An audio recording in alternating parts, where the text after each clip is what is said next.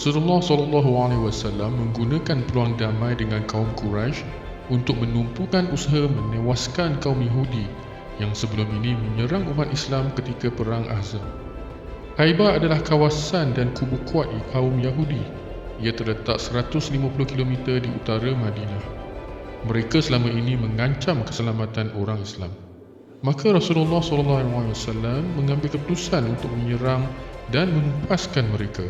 Sebanyak 1,400 tentera keluar dari Madinah untuk ke sana. Ekspedisi Khaybar berlaku pada tahun 7 Hijrah. Nabi tidak menerima penyertaan orang Madinah yang sebelum ini tidak turut serta dalam perjalanan ke Hudaybiyah. Dalam perjalanan, Amir Ibn Al-Aqwa telah diminta untuk menyanyikan nasyid untuk mereka. Nasyid Amir telah memuji-muji Allah, dan apabila Rasulullah SAW mendengarnya, Rasulullah SAW mengatakan, "Semoga Allah mengasihani Amir." Para sahabat faham, iaitu apabila Rasulullah SAW berkata demikian pada seseorang, beliau akan gugur syahid. Rasulullah SAW telah berhenti di suatu tempat. Kemudian seorang sahabat bernama Habab ibnu Mundir telah bertanya kepada Rasulullah SAW, adakah pilihan tempat ini perintah Allah atau pilihan Rasulullah SAW? Rasulullah SAW mengatakan ia adalah pilihannya. Kemudian Habab berkata, adalah lebih baik mencari tempat lain kerana tempat itu tidak strategik, kerana musuh boleh melihat tetapi kita tidak boleh melihat musuh. Maka Rasulullah SAW pun bersetuju untuk bergerak dan berkemah di tempat lain. Habab adalah sahabat yang sama memberi nasihat ketika Perang Badar. Apabila tentera Muslim tiba di Khaybar pada waktu pagi, penduduk Khaybar sedang sibuk bekerja di kebun mereka. Dan apabila mereka nampak kehadiran tentera Muslim, mereka segera melarikan diri ke dalam kubu mereka. Marhab dari puak Yahudi telah mencabar 1 lawan 1 dengan tentera Muslim, maka Amir Ibn Al-Aqwa telah keluar menentang. Mereka saling berbalas serangan. Serangan daripada Marhab menyebabkan pedang beliau tersangkut pada perisai Amir, dan Amir mengambil peluang ini untuk menyerang Marhab. Malangnya Amir telah terluka di bahagian kaki dan lukanya agak parah sehingga menyebabkan beliau syahid. Ali radhiyallahu anhu terus bertempur pula dengan Marhab dan berjaya membunuhnya. Pada mulanya Marhab tidak mahu melawan Ali sambil berkata kepada Ali, "Kamu adalah muda." Tetapi Ali berkata, "Aku mahu melawan kamu." Kemudian saudara Marhab pula keluar untuk menentang, dan kali ini Az-Zubair ibn Awwam keluar untuk menentang. Ibu kepada Az-Zubair berkata, "Wahai Rasulullah, dia akan membunuh anakku." Rasulullah SAW mengatakan, "Tidak, Az-Zubair yang akan membunuhnya." Apabila penduduk Yahudi menyaksikan itu, mereka segera melarikan diri ke kubu mereka. Setiap kali pasukan Muslim dapat memuncah masuk sebuah kubu, mereka akan berlari dan berundur pula ke kubu yang lain. Ada sebanyak 8 buah kubu yang mereka miliki yang perlu ditawan oleh tentera Islam, sehingga akhirnya mereka berundur di sebuah kubu yang terakhir, tetapi suatu kubu yang agak kuat dan kukuh. Pasukan Muslim kemudian mengepung kubu itu selama 14 hari. Rasulullah SAW telah menghantar beberapa kumpulan untuk membuka kubu tersebut tetapi tidak berjaya. Pada suatu petang, Rasulullah SAW berkata, "Esok aku akan memberi panji kepada salah seorang daripada kamu yang mana dia mencintai Allah dan Rasulnya dan Allah dan Rasul mencintainya. Dia akan membuka kubu itu esok." Maka keesokannya, semua para sahabat beratur menanti Rasulullah SAW untuk memilih. Rasulullah SAW kemudian berkata, "Di mana Ali?" Mereka berkata, "Ali sakit mata. Bawa dia kemari."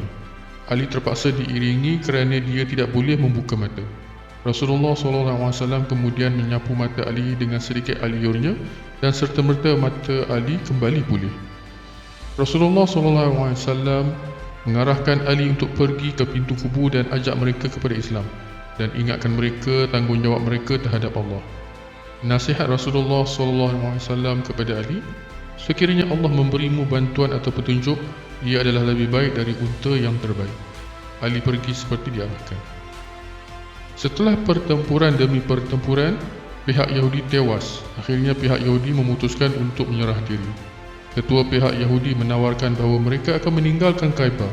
Rasulullah SAW bersetuju dengan syarat mereka tidak akan membawa apa-apa harta.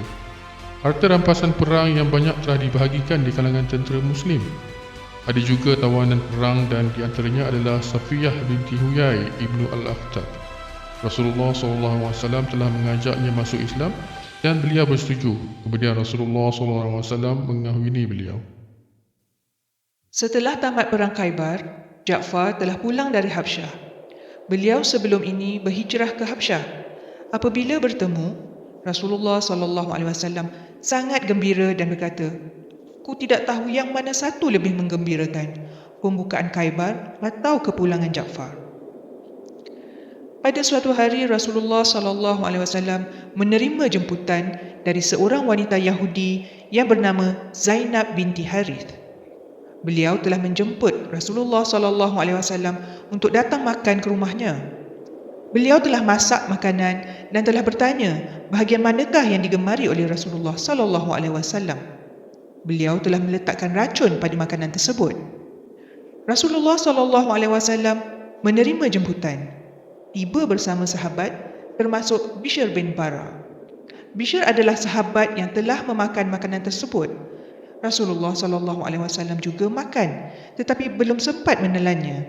Ia telah meluahkannya sambil berkata, "Tulang ini memberitahu aku ia mempunyai racun." Maka Zainab pun dipanggil dan disoal. Zainab berkata, "Kalau kamu seorang raja, kamu akan mati keracunan. Tetapi kalau kamu seorang nabi, pastinya kamu akan mengetahui dan kamu tidak akan mati." Rasulullah SAW memaafkannya. Tetapi sahabat tersebut, Bishr, telah mati. Ada riwayat yang mengatakan Rasulullah SAW mengarahkan hukuman bunuh pada wanita tersebut atas hukuman kematian Bishr. Kisah terlepas solat subuh. Lazimnya Rasulullah SAW akan mengembara pada waktu malam untuk mengelakkan kepanasan pada siang hari. Pada suatu hari, seperti biasa mereka mengembara pada waktu malam. Kemudian mereka tidur dan mengarahkan Bilal untuk mengejut dan melaungkan azan subuh apabila masuk waktu fajar. Bilal pula tertidur sehingga terlepas waktu subuh. Apabila telah bangun, Rasulullah SAW bertanya kepada Bilal, "Apa yang berlaku?" Bilal berkata, "Aku tidak dapat menahan mengantuk sehingga tertidur." Rasulullah SAW dan pengikut kemudian meneruskan perjalanan untuk seketika dan kemudian mengarahkan untuk mengambil wuduk untuk menunaikan solat subuh.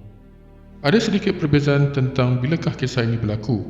Ada buku sirah yang meletakkan ia berlaku ketika pulang dari ekspedisi Khaybar dan ada yang mengatakan ketika pulang dari perjanjian Hudaibiyah. Rasulullah SAW menyerang suatu perkampungan Badui yang telah mengancam keselamatan Madinah. Dalam ekspedisi ini, pernah suatu ketika bila para sahabat semua berehat di bawah pokok-pokok yang berlainan, Rasulullah SAW telah berehat dan tidur di bawah sepohon pokok dan menggantungkan pedangnya pada pokok tersebut. Pada ketika itu, datang seorang badui yang telah mengambil pedang Rasulullah SAW dan mengejut Rasulullah SAW. Dia berkata, "Siapakah yang akan menghalangku dari membunuhmu?" Rasulullah SAW menjawab dengan penuh keyakinan, "Allah." Dan selepas itu pedang tersebut jatuh dan Rasulullah SAW mengambilnya. Rasulullah SAW pula berkata, "Sekarang siapa yang akan menahanku dari membunuhmu?" Orang Badui itu memohon dilepaskan dan berjanji tidak akan terlibat dalam apa-apa serangan atau pakatan yang memusuhi Rasulullah. Rasulullah SAW melepaskannya dan apabila beliau pulang, beliau memberitahu orang-orangnya bahawa Rasulullah SAW adalah seorang yang amat pemurah hati. Asma binti Umais adalah seorang wanita yang telah berhijrah ke Habsyah. Asma telah pulang dan menetap di Madinah. Suatu hari, beliau pergi menziarahi Habsyah, anak Umar. Ketika ziarah, Umar bertanya, "Adakah ini wanita yang telah berhijrah ke Habsyah?" Puteri Umar berkata, "Ya." Umar kemudian berkata, "Kamu tidaklah lebih berhak terhadap Rasulullah berbanding kami." Asma merasa terguris dan mengadu perkara tersebut kepada Rasulullah SAW. Rasulullah SAW menjelaskan, "Tidak benar," kata Umar. "Kamu dan mereka yang berhijrah lebih berhak terhadap aku kerana mereka mempunyai 1 hijrah sedang kalian mempunyai 2 hijrah. Sejak itu, ramai dari Habsyah telah berhijrah ke Madinah. Mereka juga sering meminta Asma' menceritakan hadis itu berkali-kali kerana merasa amat gembira dengan anugerah itu kerana cinta mereka kepada Rasulullah SAW. Setelah setahun, Rasulullah SAW dan para sahabat pun membuat persiapan menunaikan umrah seperti yang telah dijanjikan. Ini berlaku pada tahun ke-8 Hijrah. Rasulullah SAW keluar bersama 2,000 orang Islam. Rasulullah SAW telah membawa bersama mereka senjata sebagai langkah berjaga-jaga. Tiba di Zulhulaifah, Rasulullah SAW bersama para sahabat berihram dan bergerak ke Mekah. Setelah hampir sampai ke Mekah, ada penduduk Quraisy pergi bertemu Rasulullah SAW dan bertanya, "Wahai Muhammad, kami tidak mengenalimu sama ada waktu kamu kecil atau dewasa untuk melakukan khianat. Kamu mahu memasuki tanah haram dengan senjata?" Rasulullah SAW menjawab, "Aku tidak akan masuk bersama senjata." Rasulullah SAW telah mengarahkan seorang sahabat bernama Aus bersama sebilangan sahabat yang lain untuk mengumpul dan mengawal senjata-senjata. Apabila tiba di Mekah dan Kaabah, ada penduduk Mekah mengatakan pengikut Muhammad berada dalam keadaan lemah kerana demam yang berlaku di Madinah. Rasulullah SAW kemudian mengarahkan para sahabat untuk berlari-lari anak pada 3 pusingan pertama dan mendedahkan bahu kanan mereka. Ini membuktikan kepada penduduk Mekah bahawa mereka bukan dalam keadaan lemah. Rasulullah SAW kemudian melakukan sembelihan dan bercukur dan kemudian diikuti oleh para sahabat. Kemudian Rasulullah SAW menghantar orang untuk memberi giliran pula kepada mereka yang menjaga senjata untuk menunaikan umrah. Setelah 3 hari, Rasulullah SAW menunaikan janji beliau dan meninggalkan Kaabah dan Mekah. Mereka semua gembira dapat melaksanakan umrah. Amru ibn al-As berkata, "Aku telah menyertai perang Badar, Uhud dan Khandaq. Tetapi dalam setiap peperangan aku dapat merasakan aku membazir tenaga kerana akhirnya Muhammad juga yang akan menang." Maka Amru ibn al-As bertindak untuk meninggalkan Mekah dan pergi ke negara Habsyah. Di sana beliau bertemu Raja Habsyah kerana mempunyai hubungan yang agak baik. Pada suatu hari, Amru ternampak Ammar ibn Umayyah al-Damri. Beliau berkata kepada Raja Habsyah, "Aku ternampak seorang utusan dari kalangan musuh kami, Muhammad, yang telah membunuh pembesar dari kalangan kami. Aku mohon kau serahkan beliau kepadaku agar aku dapat membunuhnya." Raja Najasyi menjadi marah dan telah memukul muka Amru sehingga berdarah. Amru merasa amat malu dan ketakutan. Beliau berkata, "Wahai baginda, sekiranya aku tahu kamu akan marah, aku tidak akan berkata begitu." Raja Najasyi kemudian berkata, "Kamu menyuruh aku untuk menyerahkan utusan kepada seorang yang menerima wahyu dari Jibril? Wahai Amru, dengarkanlah kataku ini. Pergilah menjadi pengikutnya Muhammad kerana dia berada di jalan yang benar dan akan dapat menewaskan semua musuh-musuh seperti mana Musa dapat menewaskan musuh-musuhnya." Amru ibn al-As terus bertukar fikiran dan berkata, "Bagaimana orang Arab dan bukan Arab dapat melihat kebenaran sedangkan aku tidak?" Amru serta-merta mahu memeluk Islam dan memutuskan untuk pergi ke Madinah. Dalam perjalanan, beliau bertemu Khalid al-Walid dan Uthman ibn Talha. Apabila bertanya ke mana mereka pergi, Khalid berkata mereka akan ke Madinah kerana tiada siapa lagi yang ada di Mekah dan Muhammad sedang dalam kemenangan. Apabila mereka sampai di Madinah dan bertemu Rasulullah SAW, Rasulullah SAW sangat gembira. Amru meminta Rasulullah memohon keampunan atas segala kesalahan beliau. Rasulullah SAW berkata, masuk Islam akan memadam segala kesalahan, hijrah memadam segala kesalahan, dan haji memadam segala kesalahan. Khalid menceritakan kemudian, "Aku telah menyertai banyak peperangan, tapi merasakan segala usaha tidak berguna kerana akhirnya Muhammad dan pengikutnya akan menang. Ketika di Hudaybiyah, aku pernah memimpin 200 orang tentera untuk menyerang Muhammad.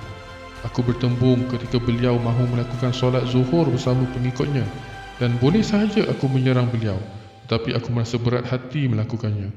Aku kemudian memutuskan untuk menyerang ketika solat asar sahaja, tetapi masih terhalang. maka aku tahu Muhammad ini sebenarnya dilindungi.